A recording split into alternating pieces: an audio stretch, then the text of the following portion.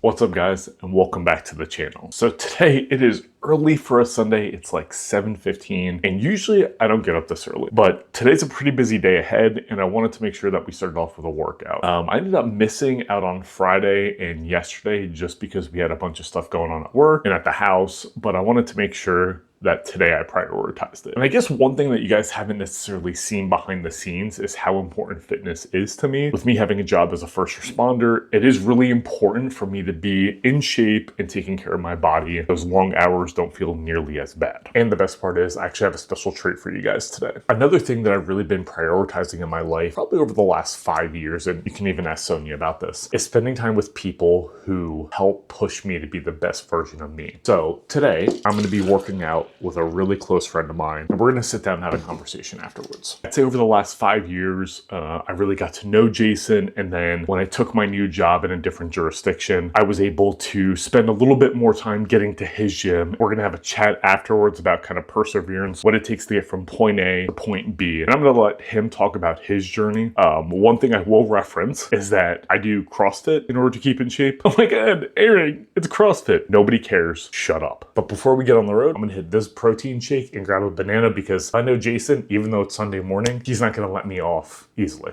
So. Also, one thing I have to blame Jason for is getting me onto Jocko milk. Numbers are great on it. 120 calories. I think it's 22 grams of protein. So it's right in that, 10 grams of protein, 100 calories. And honestly, it's even better than that. So honestly, I love the way it tastes because it's one thing for proteins to be clumpy and not great, but this one's actually both smooth and tastes great. This is actually the banana cream. People swear by their coffee and donuts. And I haven't picked this one up yet because Jason and I grabbed a case together, but when we're done with it, you bet I'm gonna grab it. Bags packed, proteins packed, bananas packed. Let's get on the road.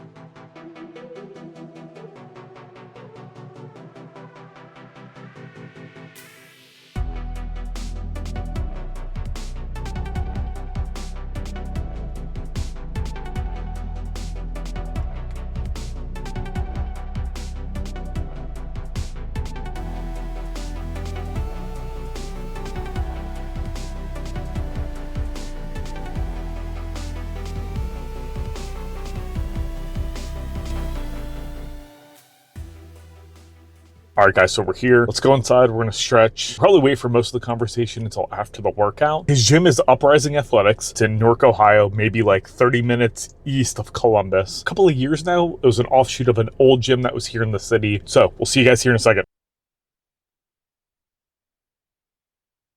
So we finally figured out what we're gonna do, but this is Jason, the man, the myth, the legend that I've been talking about for the past probably like 20 minutes now. He programmed something up for us real quick. We're gonna do 6 rounds. We're gonna hit 3 burpee box jump overs. We're gonna hit 6 sandbag cleans at 100 pounds, and then 9 GHDs, right? Yep. It's basically gonna go, you go, I go, probably about 15 minutes total, and then we'll get into the good stuff. So, good? We're good, let's warm up. Let's do it.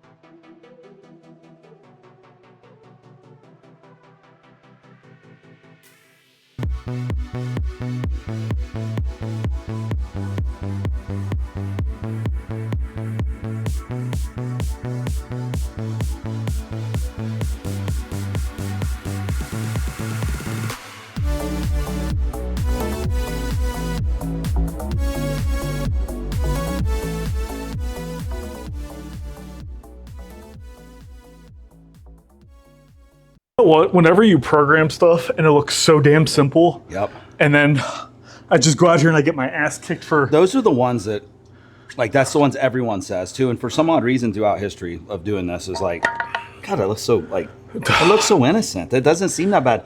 369 is not big numbers. No, but it's just like... Everything in that one pinches you. I already kind of introduced that you've had an interesting history. So first off, first name. Yes. Jason. My name's Jason. I'm the owner, along with a few business partners, but main owner, majority shareholder, however you want to call it, of Uprising Athletics. Which was once CrossFit Uprising. Was CrossFit Uprising. And that was a recent change this year. Yeah, that was a change back in May. Yeah. Which it sounds like it was, It turned out to be good. I mean, it's not bad. I don't have nothing against CrossFit. I just didn't have the value coming. that I thought I was paying for. Which is a valid business decision. You Yes. are the CEO Yeah. and co-majority owner. Yeah. So you kind of want to be getting the bang out of your buck. And I feel like that's been a big qualm for a lot of CrossFit gyms, but that's something we could talk about for hours. Yeah, we could go on about that. So forever. how did you get here? Like, I know your history. They don't know your history. And it's as much as you want to give or as little.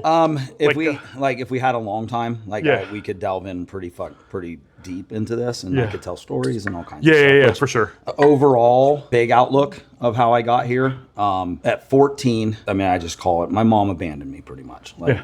she left me on the streets to kind of fend for myself. And after being out there for a little while, I realized it was actually probably better for me than going home to an abusive stepdad. Yeah. A house that didn't have any food in it. Like, Yeah. go to bed hungry nightly. So I grew up learning how to cook and sell and be a gangster pretty much. Back, you know what I mean? Like, Yeah, basically what they don't teach you in high school. the things they don't teach you in high school, Yeah. and the things that your parents always tell you to stay away from. Yeah. That was me. The funny thing about it, for going through all the bad shit that I went through, it actually taught me some of probably my best characteristics. Absolutely loyal to the core if you deserve it. No, you are. And we can I'm go into overly examples of that. truthful, Which, probably sometimes to a fault, brutally honest at times. yeah, but once again, like, that's something that molded you into who you are, and without that, you wouldn't be Jason Tomlinson. Yeah. So it probably taught me resiliency, toughness, Important things as a business owner. how to survive, which is a big one. Turned into more of a story. I view it more, and the more I tell it, and the more I reflect on a lot of what happened to me, it did turn into a story of survival. Kind of before I came in here today, I was talking about surrounding yourself with people who bring out the best and who challenge you when you're supposed to. So for an hour a day, your lifetime of survival, you challenge people in here. Yeah, to survive. To survive.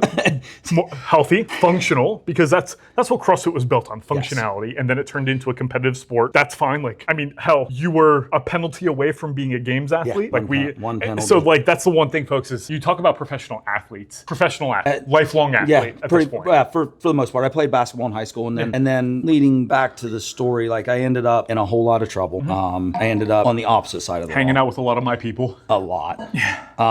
So like I ended up in prison. Yeah. I ended up going to prison here in Ohio once. Got out. Was out for about 10 months. You like to fool yourself back then, like, I'm changed, let me out, I'm fine. And all it really did, I wasn't ready to be clean. I wasn't ready to straighten up. Yeah. All it did was teach me bigger and badder ways to do crime. That's all it was. So I ended up in trouble again, like, for real. This time it wasn't no joke. Yeah. This time I caught 35 with 10 suspended in Montana. And I ended up doing about 8 years, 3 months over it. So, but fucking horrible, obviously. But I've never, and I deserve it. I'm not denying that. I'm not putting it off on nobody. It was my own fault. I don't ever blame it. And through this whole thing, I've never blamed anybody for any of my faults or any of my discretions or any of my fucking crimes or nothing. That's my fault. Yeah. And I totally deserved it. I did. Like, in that whole time, like, I got sober, met my wife, and Carrie's great, which is a whole separate story we could go on about. Yeah, for sure. Slowly over the years, like, I got out, we built a life together. We're still together. We've been married, be 24 years this year. Congratulations. We have a 16-year-old daughter. Just got her license? Just got her license on Wednesday. Watch Scary. out, Ohio. Yeah, please. I've got numerous jobs. I ran a department at a company for like 12 and a half years. Got out of it after I found CrossFit, and Carrie became a nurse. Yeah. So we kind of switched roles. I went home Yeah. and coached more CrossFit, and she went to work at the hospital being a nurse. Yeah. On and off. Did a few things here or there. And one day I was sitting around moping, basically. I was moping, and she's like, "What's wrong?" And I said, "I just feel like my life's just kind of floating. Like, I'm not doing anything." Yeah. And she was like, "What do you want to do?" And I said, "You know what I want to do? I just want to open a gym. Like, this is what I've always wanted." She said, "Keep it separate from our personal stuff." She goes, "And figure out a way and go do it." I was like, "Okay." So slowly over time, I talked to a few people about being some business mentors and so forth. And they ended up becoming the money behind the scenes for me, basically. Silent partners. They were like, "We believe in you. We're going to invest in you. We have our own stuff to run, so we're not going to be hands-on at all with you. Which is we great. just want to be behind the scenes, and we believe that you're going to be big. Yeah. We want some returns. That's all we're looking for." And I was like, "Okay." Because it's sink or swim. It's one or the other. And you already had the business acumen because of history. Yeah. So you just had to apply it to something else. And I've been in this world for 13 years. Like, I've worked at other gyms. I've run other gyms. So I've got to see the inner workings of things that work and things that don't, things that those gyms have taken advantage of or not taken advantage of. So I've got to see a lot of it.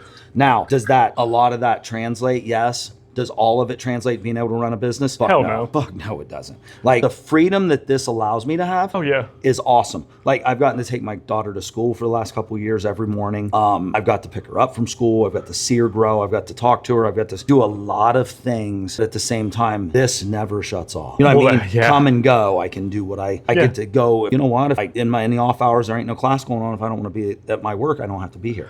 Right. I can go downtown and sit and grab a cup of coffee and hang out. I have a real job at 9 to 5. I have to stay there. You're not going anywhere. And that was the point I was going to make, is that like for somebody who works 410s, granted I have some level of flexibility, but people who have to commute an hour, sit in an office for 8 hours and then commute home, that's 10 hours. While if you want to go drop off and pick up your daughter, 15 minutes here and there, those small 15-minute windows, I think is what makes this job so great for you. And like we can sit here, and I think you said it best, like you had business partners that just supported you. That's been what I've been trying to preach this episode the entire time, is that having those people who are in your circle with no expectation of return, just the same level of respect that you give, I think is probably the most important thing in success. You know, there's all kinds of things that people say when you're like in worlds and different people's worlds. Like my business partner, one of them I've known for 10, 12. I've known him forever, and things are always said, and you hear when, like, I never owned a business and I was never in that world, and like you hear these sayings of like the people you surround yourself with is what will create 100%. You. The things, you know what I mean, the people that you relate to, the people that you do this with, and the people and the people and the people, and it's like you don't really, until you put yourself in the situation where those people matter, do you realize how important that is. 100%. Surround yourself with the people that they say that the top 3 people that you hang out with are who you're going to be like. Right? Yeah. Well, like I get to hang out with all of you guys. So you get like this large population. I get this huge population of varying degrees of wives, kids, personal lives, professional lives. Like I get the good and the bad from everybody, all of you, from so many different people. That I get to see it all. It's really weird to say, like, I don't even know how to like describe it, but like I don't get just 3 people. No, I don't have my top 3. I get all kinds of them. So I get this great big diversity of things to work from and to deal with, and it helps shape and mold me daily. Which is, it says a lot, because the first thing you did Friday morning when all that crap happened here in the city was, hey, are you good? I heard this came out. Yeah, I'm good. Thank you. So like, it's really funny, from the life I came from to the life that I have now is amazing. I have this I have a fucking felony that's on the NCIC if you went and ran it right now. Right? Like 2 of them. Like you could go find me and it's not a fucking problem. I know it. Like I have this felony background. I have this whole life behind me that I get sweating on the chair. That I get to put behind me, but to try to use for the good now. That a lot of some of my good friends are law enforcement officers. I have all these people that I'm like really good friends with that are on what I used to think was they were the enemy to me. You guys were the bad guys to me. Like, why are you fucking with me? You're fucking with me because I'm fucking up. You know what I mean? And those are the things I'd like to get through to people now and do the talks that I like to do. And like, I'd like to get through, especially to teenage kids, like the ones that are in trouble. They're very little. When they're little, they're very moldable into little people, but as they reach their teenage years, they're more impressionable. And I said, one of the things I'd like to teach them is like, you won't ever win. Like what you're doing is not cool and you won't ever win. And I say that in like that is the most layman terms, because that's the way we think as criminals. We think we won. We got one over on you. But listen, it doesn't happen. I know it doesn't, Eric. I know to this day that I won't ever fucking win. That criminal lifestyle, you don't ever win it, period. Eventually, you either fucking get caught or you get dead. That's the way it works. And it's crazy to hear you say all this, because the Jason I know now is like this relatively, like whenever I come in for class. You're not ever going to tell me something right now that I ain't heard 4,700 times. Is like, I don't ever see you being that way. But here's the funny thing. You talk about it, and I understand because I'm on that side and I see people, but you're usually tired when I come in because you just worked out. I'm like, hey, bud, hey, what's going on? And like, you just go about your business in a professional way. But if you think about it, you've been building to that your entire life. Like all the shit you went through to get to here now, you've surrounded yourself with that melting pot of people, business partners that have gotten you, kind of brought you here now. And then you applied it to this, 10 plus years of competing?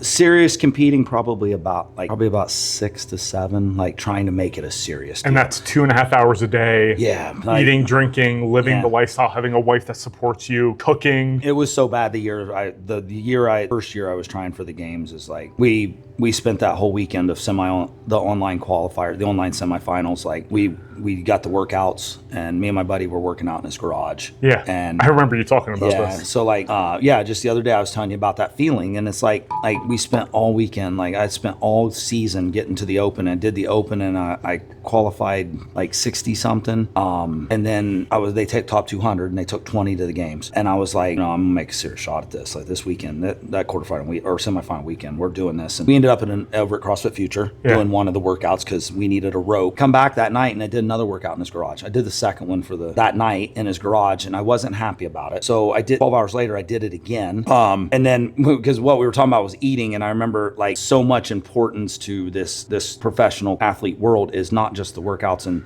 what you can get through, it's recovery. Oh yeah, it's more that. And I've heard it called that. Like we're in the sport of recovery. Yeah. And I looked across the street, and Steak and Shake's across the street, and I looked at Carrie, and I'm like, I'm going over and get a fucking milkshake because I heard they got some real good milkshakes. I get over and I order a hamburger and fries. I'm eating a hamburger, fries, and milk, drinking a milkshake while I'm waiting on my meal across the street to get done. Like it was that kind of weekend. Yeah. Right? You just needed calories. Feed it and fucking let's go and let's work out. But we got done with the last workout, and the leaderboard was going to be closed for an hour while they updated it. We were driving home, and we were on 16. We just got off on 11th Street. And I pulled up to the right there at 11th off of 1679. And I stopped and I grabbed my phone real quick. It was like 101, 102 on the clock. And I grabbed my phone, I turned it on and swiped down. It updated everything. And I was sitting in 36th. And I started crying. Yeah. And Carrie goes, let me see. She took my phone. I was bawling. Yeah. I missed it. I was 36th. I missed it. By And 16. my initial feeling was I let her down. I let everybody in my world that had sacrificed so much to train with me, to make room for me. Yeah. My wife, who did so much for me, like I just let her down. And I said, I'm sorry, I let you down. I didn't make it. And she leaned over and she kissed me on the cheek. And she goes, I still love you. She still loves me, no matter what just happened. Yeah. You know what I mean? But it's that, we talked about that feeling that you let somebody down. Yeah. Because they did so much for you. Yeah. You know what I mean? And over the years, like since that moment, like the next year I caught that penalty, I was actually in the 30s or in 20s. I was like 28 and caught the penalty and dropped to 40th. I would have, and with the score I had, I would have been in like 18. I'd have made it. So I caught the penalty, but like I've come to find out a whole bunch of us caught a bunch of penalties. And I remember when we were talking about it in class, you said it wasn't just like it was me. Like I fucked up. What was the penalty? So it was lack of hip extension on overhead squats. So she went back and looked at all my videos because she was my judge. And I didn't blame her at all. I'm like, I was fucking mad at CrossFit. I'm like, fucking bullshit. I know I did it right. There's the video. You can see it. She went back and looked at all my old videos that had overhead squats in them. And they all looked the same. Like it wasn't lack of hip extension. Honestly, I just believe it was the black on black. And it was such an issue that they couldn't clearly see it. Yeah. So they just called it out. But yeah, if they'd have kept that score, I'd have been 18. So my second year was actually a better year, but I didn't put as much emphasis on it. Yeah. That I was letting anybody down. Which you learned. Yeah. Because you had to basically save your mental at that point. Yes. So then you want to transfer that into this. Like when those guys texted me and was like, hey, how much money do you need? We want to help you. Yeah. And like that instant feeling of don't let somebody down. Sure.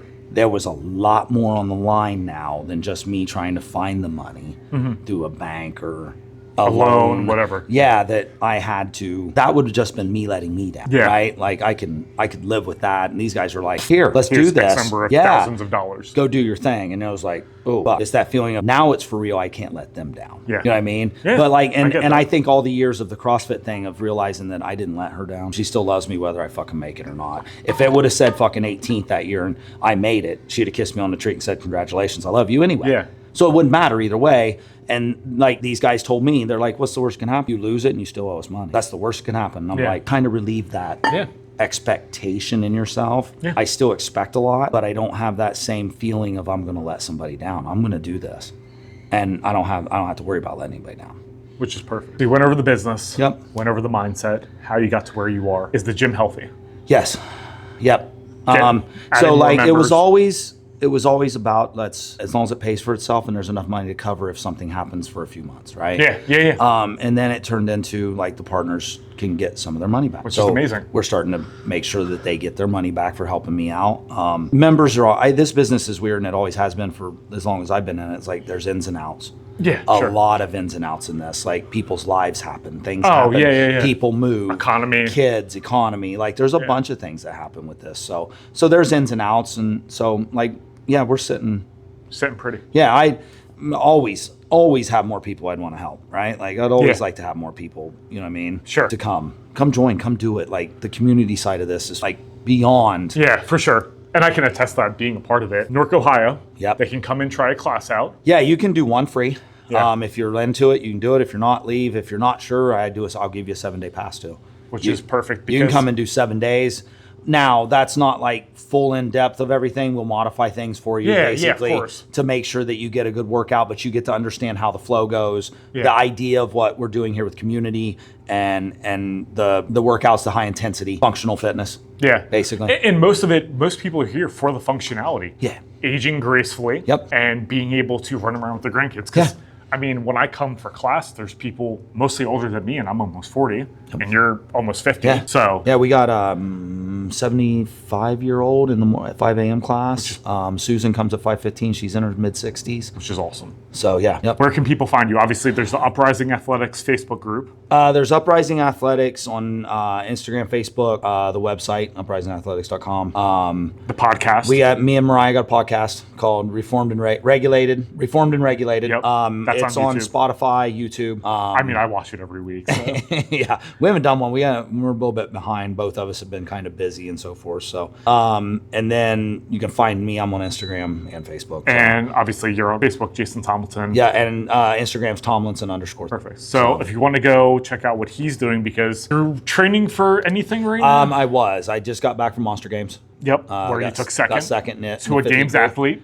Yep. Got paid. Like that was cool. Yeah. They handed me a check. I was like, well, there's a blank check in there. Chill out. I'm like, oh, really? 200,000. Right. So I did it. I'm trying to talk the wife into doing one with me so we can do a part. I mean, her all these years. And Carrie's in doing incredible this. shape as it is. Like she's for lack of a better term, she's a stud. Yeah. She's insanely strong, great shape. Yep. So yeah, I'm trying to get her to do one. So we've never done it. So and it won't be nothing local. If we do one, it's going to be one of the bigger ones, like the 2 or 3 day event. Well, good. So, I'll try and travel to it. I'm going to try to do it. Dude, thanks for sitting down and chatting. No, dude, with me, man. anytime. Obviously, I've loved since I've been here. I've known you for a long time, and I appreciate everything you do. And the fact that you check in, the fact that you genuinely give a shit about the community. I know I can say it, but we all appreciate it. People to know that assume that I'm just here just to collect fucking money from you guys and throw some fucking shit workouts at you. Yeah. Right? No, it's more than that. It's family. And it is. And I consider it that. Like I always said, family isn't always blood. No. 100%. And in my instance, it isn't. Like I have more family. I have more people that aren't blood to me that are family. I consider family than I do have. So we appreciate everything you do for us. Thank you guys for supporting me. Of course, brother. All right, guys, go check out Jason. Check out the gym. If you happen to be in Columbus and you're traveling, get over to Newark, drop in, have a workout. You won't regret it. And I'm sure I'll have you back on at some point. We'll do it again. We'll do something else that's not nearly as horrible for 15 minutes. It was fun. That was fucking horrible. That was horrible. Honestly, it's days like this that I wish I had more of. Between being so busy with work, with content, and now it looks like my wife and I are going to be buying about a 15-acre farm in the next year and a half. Times like this don't happen nearly as much as I wish they could. So I hope you guys enjoyed getting to know Jason a little bit. I'm going to include his socials down below. Amazing human. As you could tell from the story, kind of what he's been through and where he's come to. And I love the fact that he gives his wife so much credit, because I'm somebody who gives my wife a ton of credit. Just in some of the things that she's helped me accomplish since we've been together for the last 5 years. And that's probably one of my favorite parts about Jason. He's a super humble guy, as you could tell, super funny, but he's not afraid to give people props where they deserve it. So Jason, I know we don't get to talk that much on a routine basis just because he runs a gym. He's in a class to help teach people. I've been doing it a long time, so there's a few times where he might need to fine tune like my form or stuff like that. But it's times like this that I'm really glad I get to spend a little extra time with him, just kind of chatting. So I think this is where I'm going to end the video today. I feel like we covered a lot. The next video is actually going to be kind of interesting. I was chatting with my wife Sonia the other day, and I was like, I think I kind of have an idea for the next video. I think I want to talk about how content is just going to be all over the place. And to give you guys a little bit of a sneak peek, it's just going to be talking about the fact that her and I have so many interests between fitness, as you can tell in this video. We've grown up on video games together. Merchandise, like I'm at least ordering stuff from Lab Culture, Johnny Hochstetter's company that he developed over like the last year, because I love fashion. And I don't really talk about it a ton because it's not something I really have people around me that like fashion as much as I do. Or like clothing and lifestyle. And tech, obviously, I did the video on my new OLED monitor that I got from Alienware. So it's just gonna be talking about that and how I finally come to this realization that I'm not just gonna be pigeonholed into one area for our content. And I think that's gonna help Sonia and I, because when we get this new farm over the next 2 years, we're gonna be making content about that, because we're going to be taking over a property that has a business on it, and we're going to keep running the business as well as Sonia running her riding school, but more to come on that in the future. So be on the lookout for the next video. I'm hoping it doesn't take a month like this did. I literally had the video mostly done for about 3 weeks, and then I just worked a bunch of overtime and stuff came up around the house, and we're trying to get the house in order to see what it might be worth when we go to sell it. So a bunch of excuses, but we're here and we got it done now. So if you liked the video, feel free to hit a like down below. Let me know what your favorite part about the video was, and even subscribe to the channel, because we're going to be doing a lot of cool shit here in the future, between the merchandise that we're going to be dropping here for Brick City, the company that my wife and I founded along with my brother, stuff with the farm as we get closer to the date. We actually just went and looked at the house today because they're finishing out the framing, which looks beautiful. And then obviously the normal gaming content that we do. So we have a lot of games coming down the pipeline that we're super excited to play. And we're going to be bringing that to you guys with either with playthroughs or first reactions, so on and so forth. So until next time, guys, we'll see you.